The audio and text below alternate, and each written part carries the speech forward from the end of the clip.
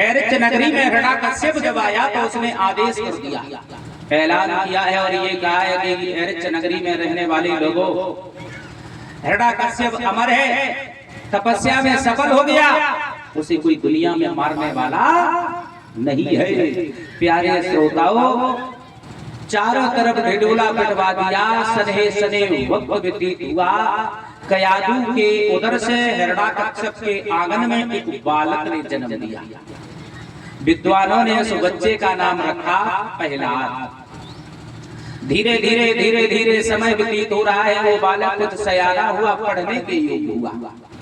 तो हिरण्यकश्यप के गुरु थे परीक्षित जी षंडा अमर। अब एक बात बताओ, जब गुरु को ना ही ऐसो हो, वो का पढ़ाए सकत। षंडा अमर के करीब एक दिन प्रहलाद को लेकर के हिरण्यकश्यप को गया और कहा है कि गुरुदेव शिष्य वो पुत्र पढ़ने के योग्य हो गया है, आप इसे शिक्षा अध्ययन करा दीजिए। बोले ठीक है। प्रहलाद पढ़ने के लिए आने जाने लगे। धीरे धीरे धीरे धीरे जब शिक्षा ग्रहण कर रहे हैं तो एक दिन प्रहलाद पढ़ करके वापस आ रहे हैं तो उन्होंने क्या देखा है कि उसी रास्ते में एक बूढ़ी सी माँ बैठी है जो रो रही है और रोती जा रही, आंखों से नीर बहती जा रही है, वो परमात्मा का नाम उच्चारण कर रही है। तो आज प्रहलाद ने उस बुढ़िया से पूछा है कि बूढ़ी माँ, जिसका तो नाम ले रही है, ये हमारे पिता का दुश्मन है, एरिच नगरी में रहने वाले हर प्राणी का दुश्मन है, और तू इसका नाम ले रही है। अगर हमारे पिता ने जान लिया तो इसे के बारे में तो उसे घृणा है ही है और तुझे भी मरवा दिया जाएगा। तो उस बूढ़ी सी माँ ने समझाया और कहा है कि देखो लाला, जिसको तुम बैरी बता रहे हो, ये जगत पिता है, जगत का रक्षक है, और तुम अपने पिता को भगवान बता रहे हो। तुम्हारा पिता भगवान नहीं है, जगत पिता नहीं है, केवल सिर्फ तुम्हारा पिता है। प्यारे भक्तों, हिरण्यकश्यप के पुत्र प्रहलाद को समझाते हैं तो बुढ़िया से कहा है कि ये बताओ, सिर्फ हमें तुम रो काहे को रही है, रोने का कारण क्या है? तो कहा है कि रो इसलिए रही हूँ मेरे लाल, ये अवा मैंने लगाया है और इस अवा में न जाने कहां से 4 बिल्ली के बच्चे आकर के प्रवेश हो गए। अग्नि जल रही है हवा में, और एक बात जानते हो, जलती हुई अग्नि से और बहते हुए पानी से आज दिन तक कोई नहीं बच पाया। इसलिए दुख केवल इस बात का है कि जलती हुई अग्नि में अगर बच्चे जलकर के राख हो गए तो ये अनर्थ हो जाएगा, हमसे पाप हो जाएगा। रो रही हूँ, परमात्मा का ध्यान कर रही हूँ, प्रभु की कृपा होगी तो शायद बच्चे जीवित हो जाए। प्रहलाद ने कहा तेरे परमात्मा में करी शक्ति है? बोले हाँ। प्रहलाद ने कहा कोई बात नहीं, अभी तो मैं जा रहा हूँ, सुबह होगा मैं आऊंगा, अवा मेरी आंखों के सामने खुलना चाहिए, और अगर बिजली के बच्चे जीवित ना बचे तो तुझे इसी जमीन में जिंदा दबा दूंगा। प्यारे श्रोताओं, प्रहलाद तो चले गए और उधर वो मां भगवान की याद करके रोती है, दीन बंधु तुम्हारे अलावा हमारा कोई नहीं है।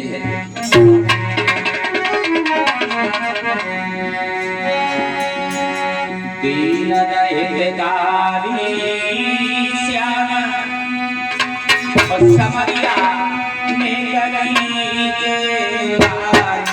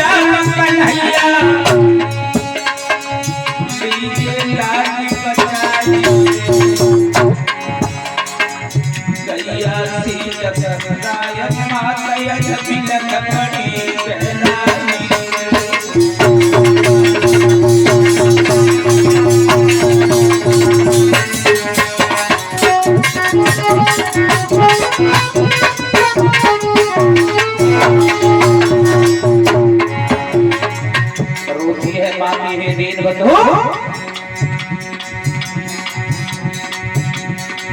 एक दिन कमला काय सिंगने आए बनी मेरी,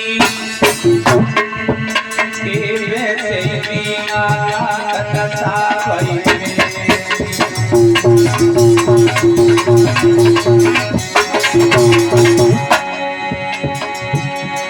एक दिन कमला काय सिंगने आई बनी मेरी,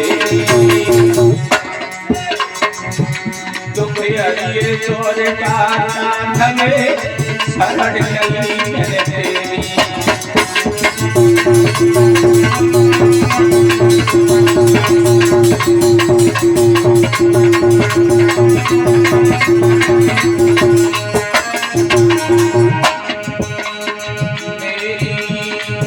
बन के बिगाड़ी मीना तेरी, बन के बिगाड़ी मैया अबा करी।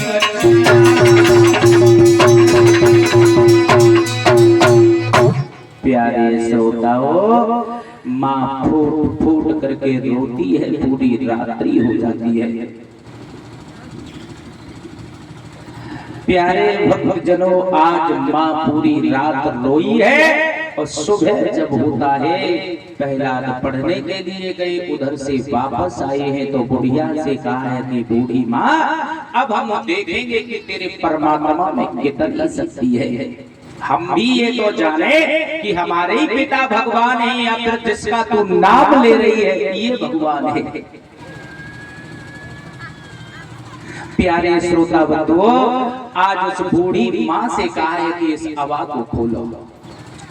माँ के आंखों में आंसू हैं, जिह्वा पर परमात्मा का नाम है और आवाज को खोलना प्रारंभ करती है तो कुछ चाहती हुई एक आवाज लगाती है, दीन बंधु अगर बिल्ली के बच्चे ना बचे तो लोगों को तेरे नाम के ऊपर से विश्वास उठ जाएगा। परमात्मा मेरी रक्षा करना। प्यारे श्रोताओ, आज वो माँ गुनगुनाती है, एक आवाज लगाती है दीन बंधु कि हरे गुण गाई रही, ओ मैया कि हरे गुण गाई रही, और मैया खोल जात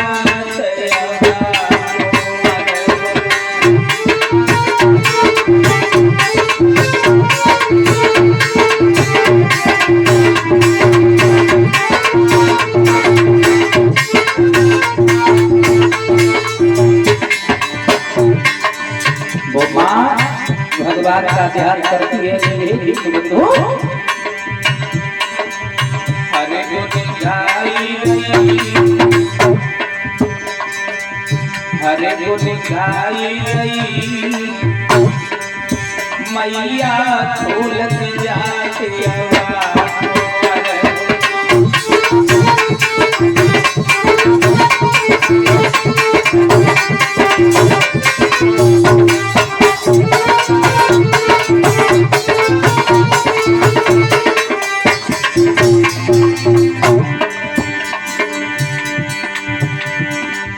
पके पके जने घड़ाए उठाए,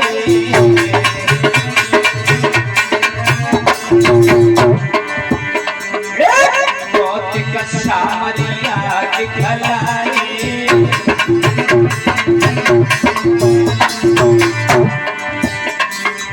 रटना नहीं भई,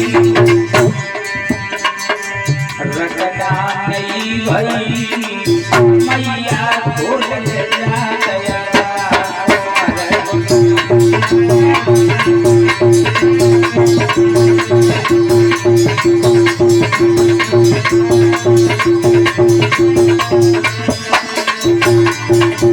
आज वो माँ अब आप बोलती जा रही है, परमात्मा का ध्यान करती जा रही है।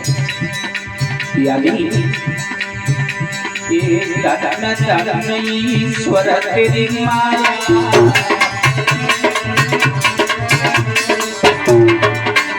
अरे नए रूपा किसी ने पाया,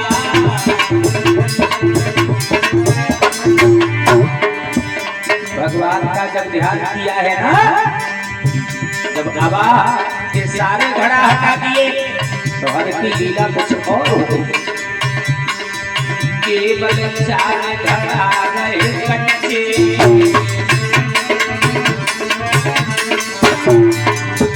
अरे बाई बिल्ली के कपड़े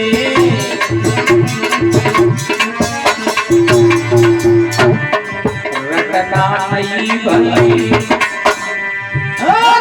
रटना नहीं भई मैया भोल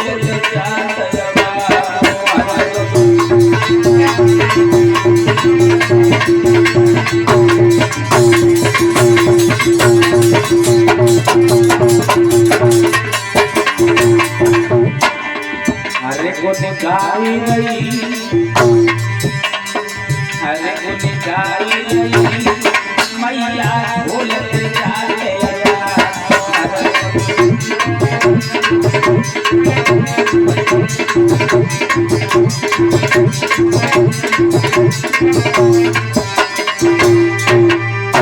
प्यारे श्रोताओं, आज जब घड़ा हटाए हैं तो 4 घड़ा केवल बच्चे हैं, उसी में बिल्ली के बच्चे हैं जो उनको हटाया।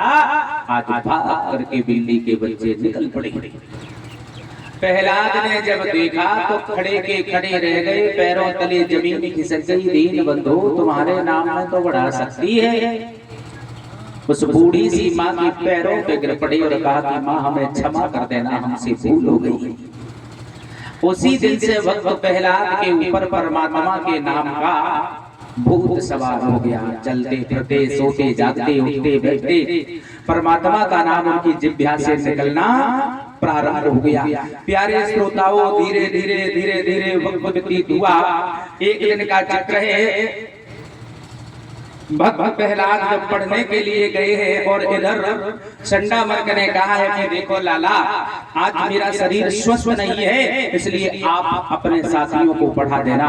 प्यारे श्रोताओं, प्रहलाद ने कहा बिल्कुल, क्यों नहीं पढ़ाएंगे, पढ़ाना प्रारंभ करते हैं। जो चंडा मर्क पढ़ाते थे वो नहीं पढ़ाया, सबको सीताराम राधे श्याम घनश्याम सारा ये सब कुछ लिखवा डाला कॉपियों पर। तो सुबह जब होता है, जब देखा गया तो हिरण्यकश्यप के गुरु चंडामर्क को बड़ा खराब लगा। उन्होंने प्रहलाद की कलाई पकड़ी, लेकर के हिरण्यकश्यप के करीब पहुंचे और कहा है महाराज माफ करना, मैं आपके पुत्र को पढ़ा नहीं सकता। बोले क्यों? कहा इसने तुम्हारे बैरी का नाम लेना प्रारंभ कर दिया, नहीं पढ़ा पाऊंगा। हिरण्यकश्यप ने कहा गुरुदेव नादान बालक है, समझा देंगे। हिरण्यकश्यप ने गोद में बैठाला और कहा देखो मेरे लाल, जिसका तुम नाम ले रहे हो ये तुम्हारा बैरी है, हमारा बैरी है, एरच नगरी में रहने वाले हर प्राणी का बैरी है। इसने तुम्हारे चाचा का वध किया था, दुराचारी है, उसका नाम लेना छोड़ दो। बहुत समझाया लेकिन प्रहलाद के कोई बात समझ में नहीं आई। प्यारे श्रोताओं, तो फिर हिरण्यकश्यप को क्रोध आ गया और मन में ये विचार किया फिर पूरा अधिकार पिता का नहीं होता, माँ का भी होता है पुत्र के ऊपर। कयादू के करीब लेकर के पहुंचे और कयादू से कहा है कि भद्रे से समझा देना, और समझाने से अगर मान जाए तब तो ठीक है, और न जहर देकर के इसे मार देना। पैर पटकता हुआ दरबार में पहुंच गया। इधर कयादू ने गोद में बैठा लिया और कहा कि देखो लाला, जिस माँ ने तुम्हें जन्म दिया है और उसी के हाथों से अगर तुम मारे जाओगे तो वो माँ जी नहीं पाएगी। माँ तो पुत्र को जीने की कामना किया करती है और तुम माँ के हाथों से ही मरना चाहते हो, बैरी का नाम छोड़ दो। बहुत समझाया लेकिन भैया एक भी बात प्रहलाद के समझ में नहीं आ रही। तो कयादू भी परेशान हो गई। कयादू ने कहा अगर तुम मरना ही चाहते हो तो कोई बात नहीं, मरो, मेरे कहने से नहीं मान रहे हो, दुख होगा लेकिन दुख तो होगा, लेकिन दुख का वो करे क्या? अगर पति की आज्ञा का पालन करना है उधर पुत्र की बात भी मानना, करें तो करें क्या? प्यारे श्रोताओ, एक विष का प्याला मंगवाया गया और विष का प्याला मंगवाने के बाद में आज उस माँ ने कहा है कि ओरे दुष्ट, अगर तू नहीं मान रहा है तो इसका पान कर ले और मर जा।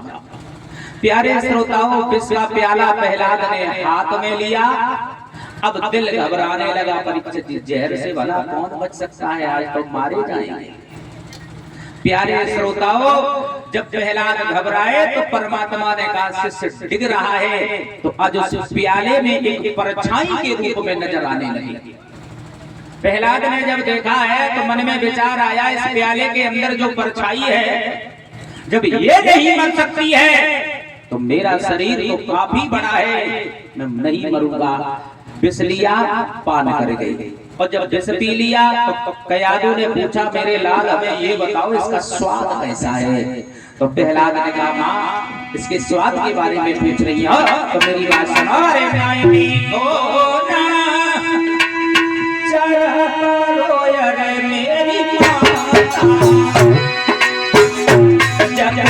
स्वाद नहीं आई।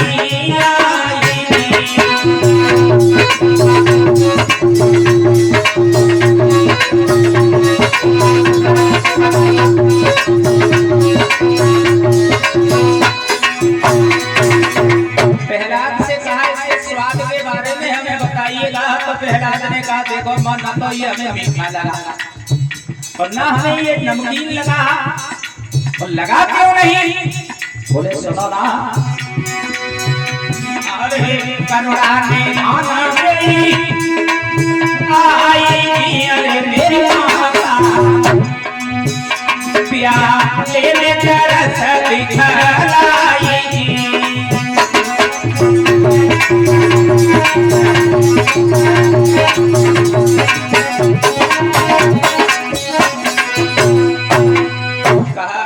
दीन बंधु दीनानाथ ने उस प्याले में हमें दर्शन दिए हैं, इसलिए हम नहीं मरे, ना हमें इसका स्वाद में कुछ अंतर लगा।